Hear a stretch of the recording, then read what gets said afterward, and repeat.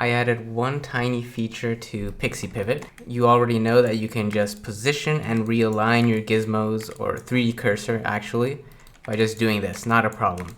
But sometimes you're aligning to something that is very far away, for example over here, and while it's comfortable for your gizmo to be right there, I can't really see what I'm modifying anymore.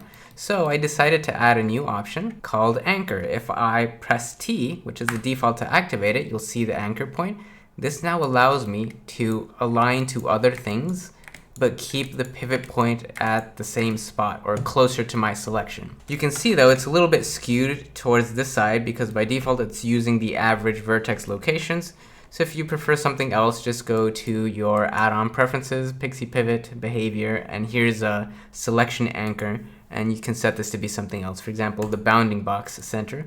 And now when I have anchor enabled, you can see that the anchor is closer to the bounding box that is formed there. But that's your personal preference. At any point in time, you can just disable the anchor and go back to normal.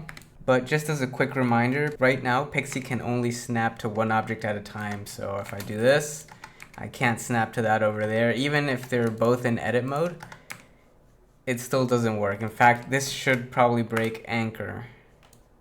Yeah, that is nowhere near where it's supposed to be. But I have an idea. What if I say I'm never adding multi-object snapping? So if I don't add it, it's completely expected. But if I do add it, then you can be happily surprised. What do you think?